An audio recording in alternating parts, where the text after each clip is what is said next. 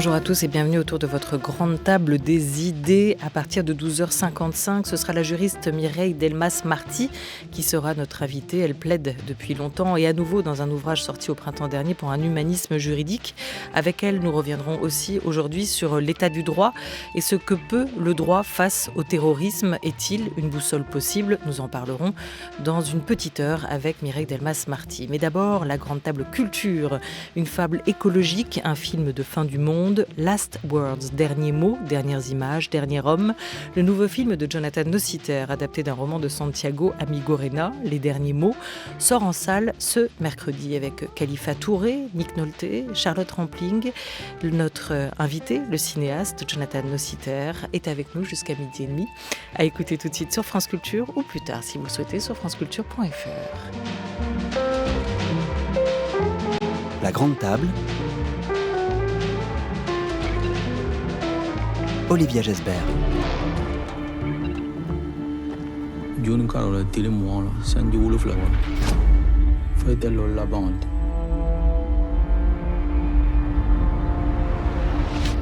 delo mo la bande dunia kono ma kilo milima.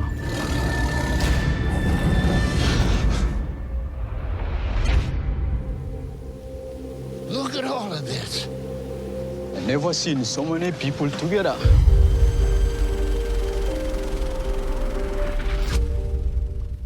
Nous sommes le 20 juin 2086, dit la voix. Étais-je le dernier ? Nous faudra-t-il nous habituer à parler comme lui ? Nous voilà plongés au cœur de Last Words, derrière un jeune Africain qui est le narrateur, le protagoniste de ce film. Les derniers hommes tentent de survivre dans un continent désertique où toute vie végétale aurait disparu. Après Bologne, il part avec un vieil homme, épris de cinéma, vers Athènes, où ils vont découvrir une communauté de réfugiés dans un décor antique, entouré de verdure, près d'une mer rouge, d'une mer morte, s'y installer jusqu'au dernier. Bonjour Jonathan Nossiter. Bonjour. Merci à vous d'être avec nous. Après, vous allez dire que c'est une comédie, n'est-ce pas ? Bien sûr, ça va arriver, mais je le mettrai dans la bouche de Fellini si vous le voulez bien. Une odyssée des derniers temps, un film beaucoup plus optimiste qu'il n'y paraît. Voilà, après avoir célébré, et c'est ce que vous faites dans votre cinéma, le vivant dans Mondovino ou dans Résistance naturelle, la joie de vivre dans Rio Sex Comedy.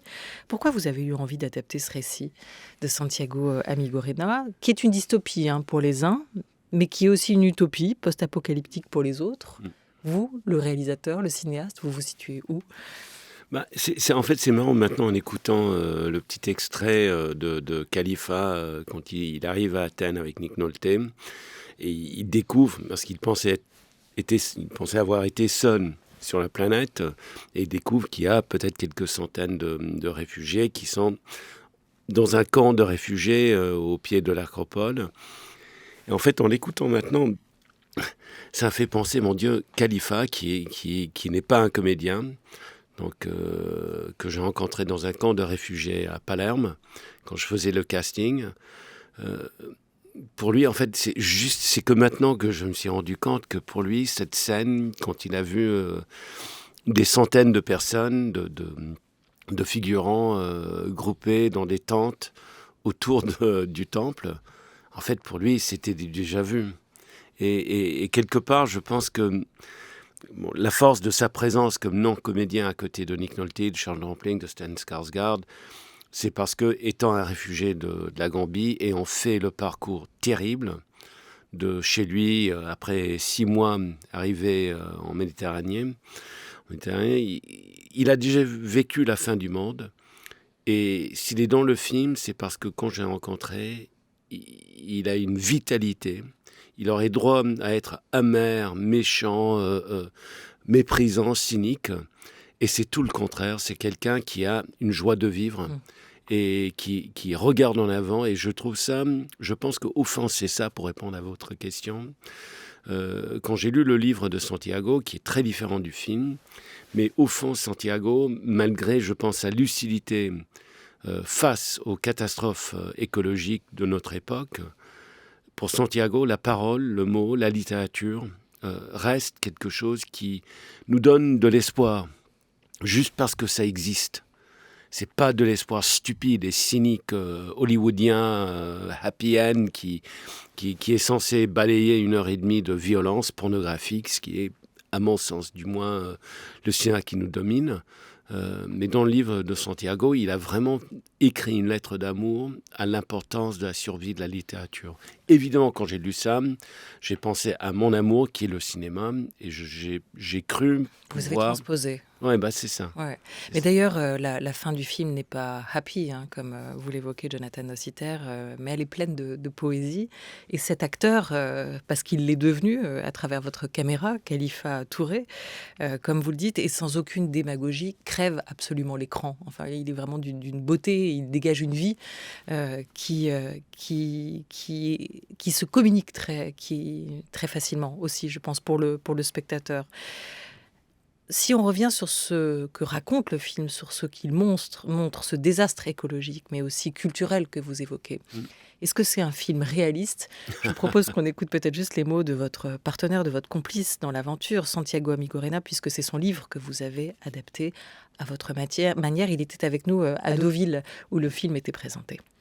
L'idée de base du livre, c'était de ne pas raconter une fin du monde comme on en a raconté plein, donc où c'est les machines qui prennent le pouvoir, ou alors il y a une grande inondation, un grand tremblement de terre, une météorite mais de dire que tout ce qu'on était en train de faire, c'était pour la fin du monde. Donc aussi bien notre manière de vivre, notre relation à la terre, notre relation à la culture, à l'agriculture. Donc tout ça était un peu une critique de tout ça. Et quand j'ai écrit, je me suis amusé à faire l'histoire du monde entre 2000 et 2086. Donc il y a toutes les catastrophes qui arrivent.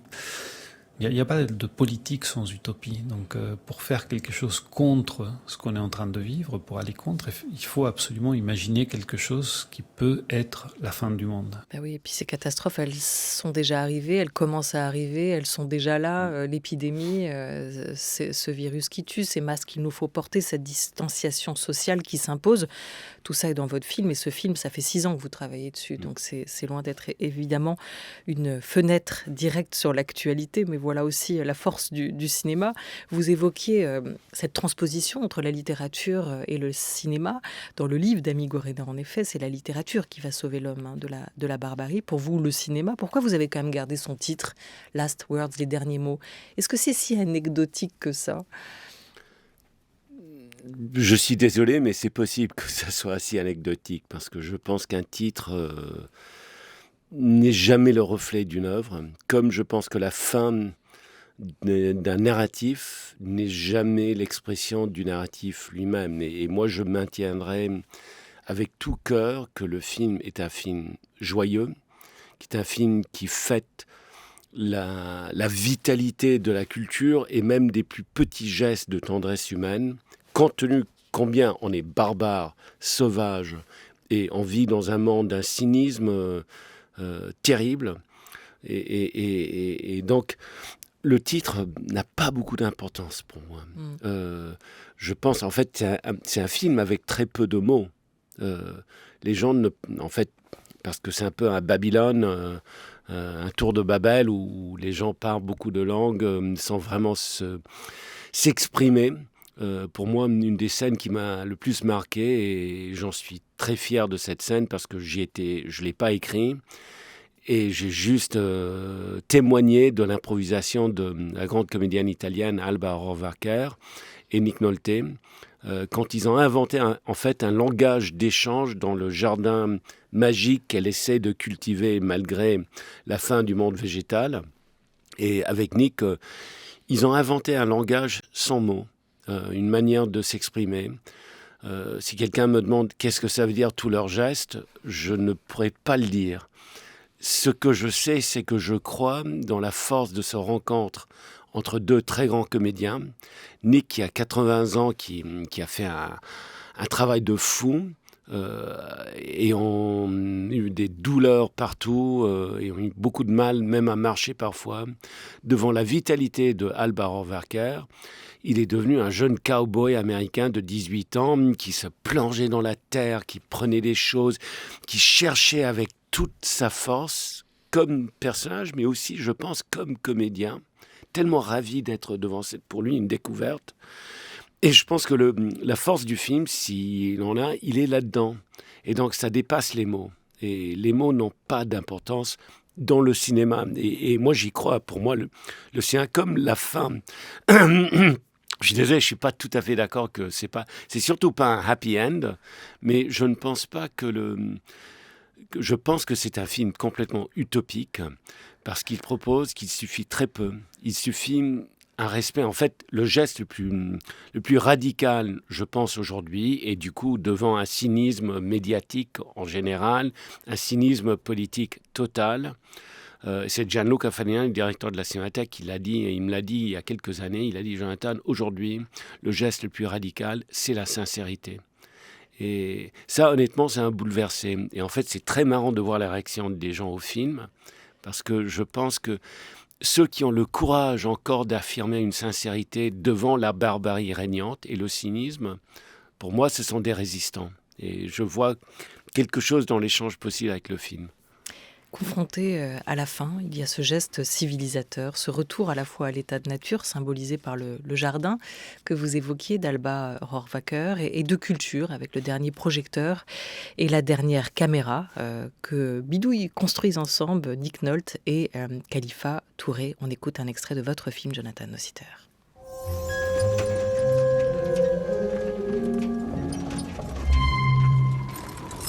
Is all digital dust now.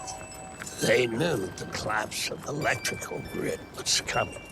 That's why they started to make handmade film stock and manual projectors at the last minute. Now you have to build a real camera, a mechanical camera. Now, this side we've got to create a spring mechanism. But you're gonna have to find a spring to make it work. Maybe in Athens? Athens? Who knows if we'll even get to Athens? Especially me. I'm pretty old. And even if we do get there, what will we find? What do you think? I heard Athens was half underwater. Sea and sand. Covered it 30 years ago. Earthquakes, famine, war took care of the rest.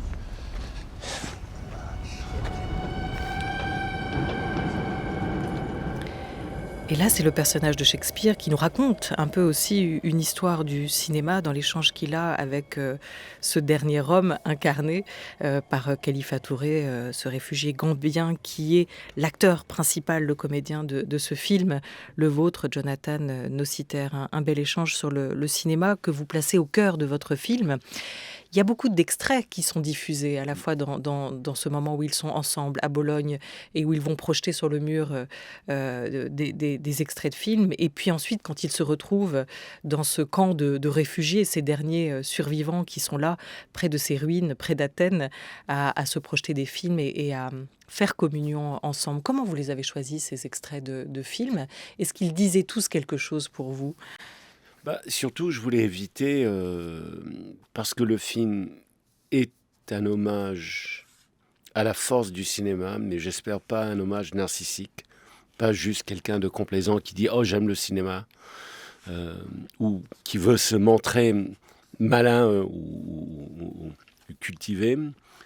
Pour moi, je pense que, parce qu'on vit dans ce moment une marginalisation brutale de la culture, et je pense que le couvre-feu de 21h, qui me semble entièrement arbitraire, qui est un couteau aussi dans le dos de la culture, de spectacle, de cinéma, de la gastronomie, de l'être ensemble.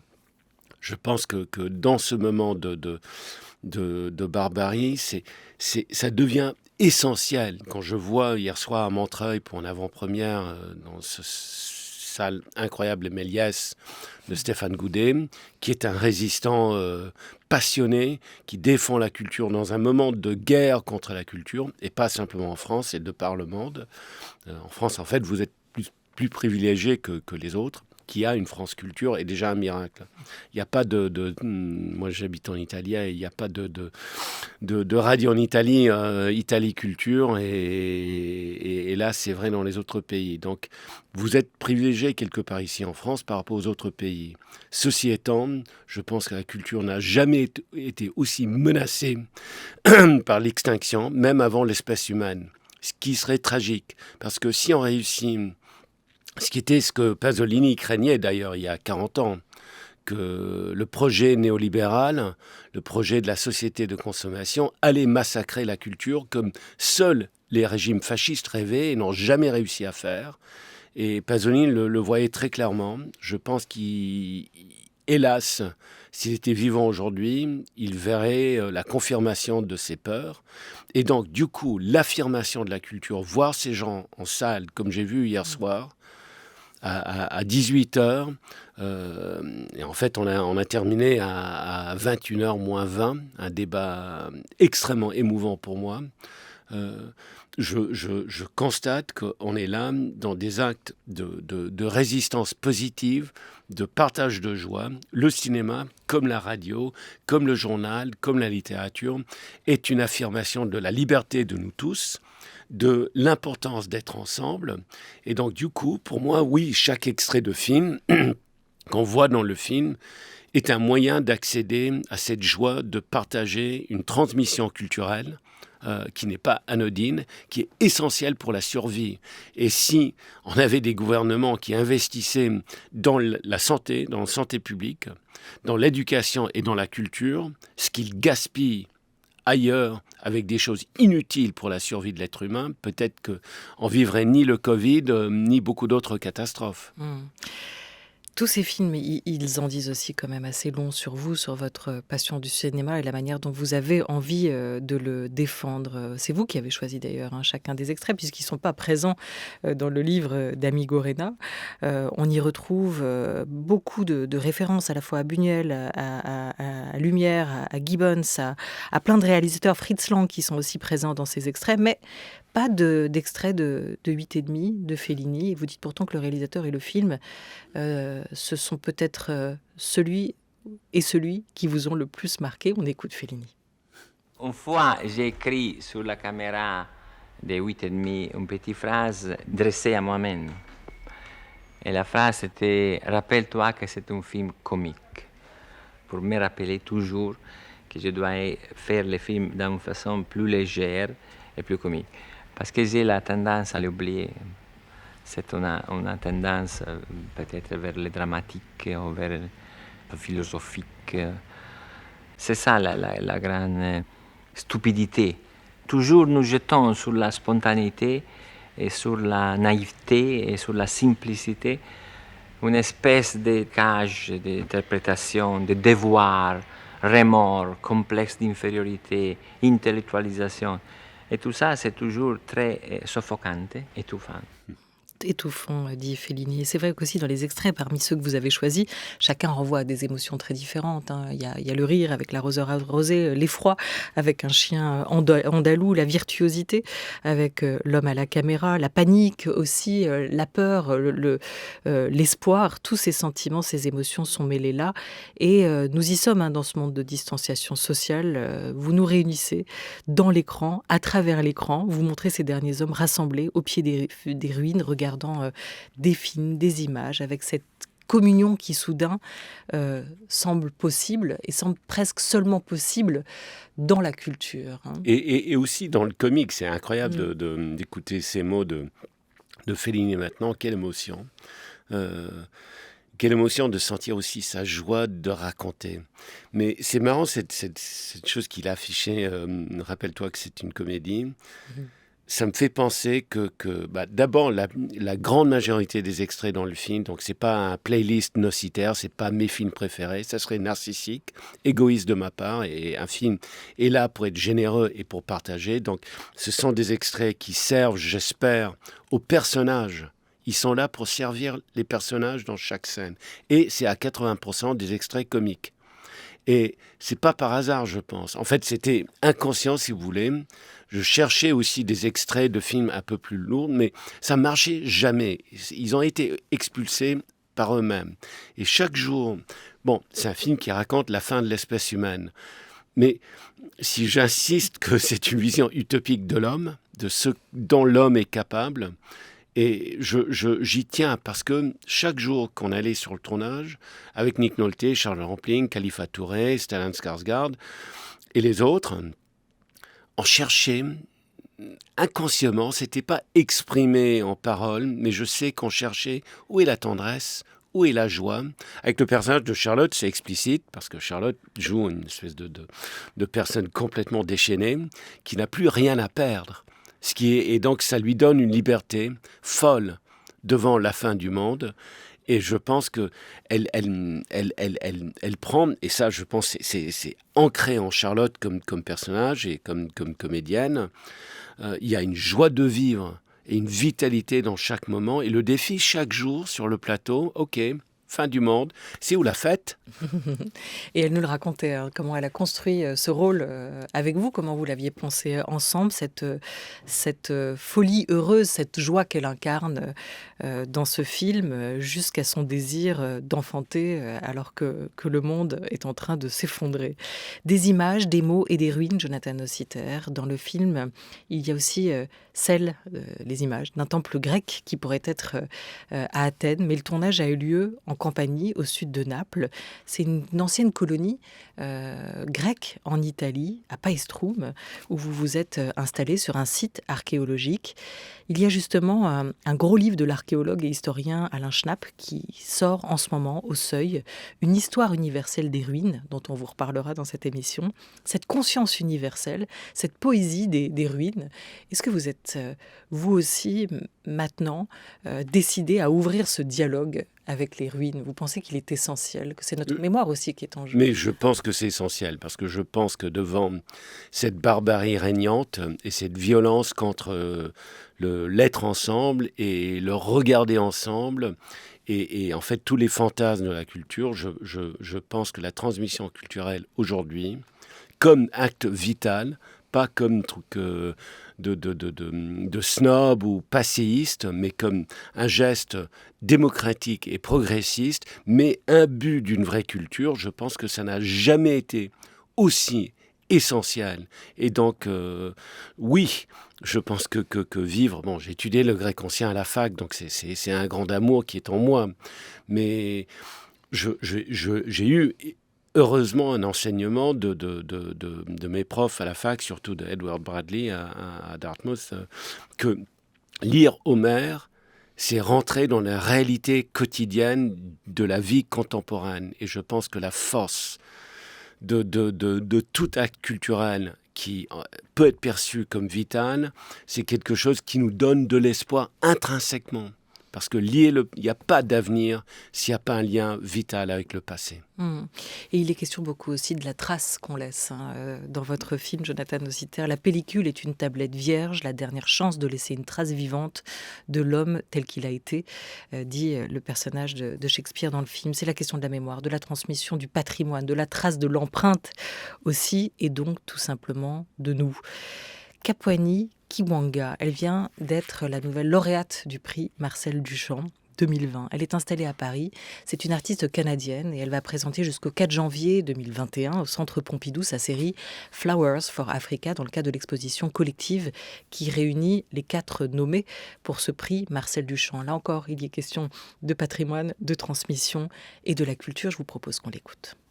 La subjectivité est assez importante dans ma façon de travailler. Je pense que c'est aussi un héritage de ma formation anthropologue, où il y avait un moment dans l'anthropologie où on essaie de laisser à côté cette idée de l'objectivité scientifique et d'écrire des rapports d'études anthropologiques avec un point de départ subjectif. Donc du coup, c'est vrai que il y a un moment dans mon travail, je pense que vers 2009, où je me suis mis devant la caméra pour la première fois.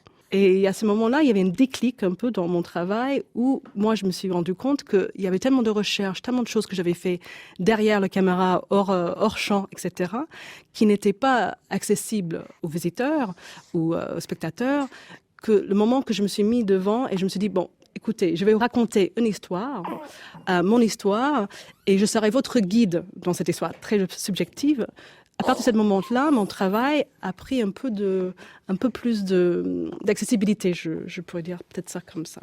Voilà, le jury a salué la richesse et la complexité du projet de cette ancienne étudiante en anthropologie passée par les Beaux-Arts de Paris, un programme poétique et politique, véritable laboratoire de la pensée d'aujourd'hui sur la mémoire et l'archive comme source de transfiguration du monde, Jonathan Nossiter. Un peu partout, on a ce même cri, ce même appel, voire rappel, nous avons besoin de mémoire. Et cette autre question qui se pose... On a besoin de le partager ensemble. C'est ça. Mais pourquoi ? Parce que sinon, ça devient un acte narcissique et pas un acte politique. Et la culture prend de sa vitalité quand on est ensemble. Et donc, malgré la couvre-feu, le mépris et la peur qui est installée, hélas, maintenant, moi, je souhaite que tout le monde, mais tous les Français, ils vont au cinéma de 8h du matin jusqu'à une séance de 18h, pas simplement pour mon film, mais pour tous les films, et qu'ils affirment l'importance politique, joyeuse, culturelle, de voir ensemble. Mais c'est aussi une manière d'essayer d'appréhender le temps. Vous le rappelez dans le film, nous sommes le seul animal qui sait qu'il va mourir, et pourtant, il se comporte comme s'il avait l'éternité devant lui. C'est ça la grande affaire. Effectivement. Aussi, ça l'est. Effectivement. Merci beaucoup à vous, Jonathan Nossiter, d'être passé autour de cette grande table pour nous parler de ce film qui sort en salle demain. Et j'invite tous les auditeurs à prendre le temps d'aller le voir, celui de vous écouter, d'écouter vos acteurs se réunir, parler cinéma, parler aussi du vivant, parce qu'on n'a pas parlé de votre autre casquette. Vous êtes cinéaste, mais aussi agriculteur aujourd'hui, paysan cultivateur. Après avoir goûté, tâté du vin, vous avez même vous-même construit votre petit laboratoire, votre musée des semences, où vous pouvez chaque jour observer, admirer les merveilles du vivant. Le film s'appelle Last Words, il est donc au cinéma demain avec Nick Nolte, Charlotte Rampling, Khalifa Touré. Allez-y, merci.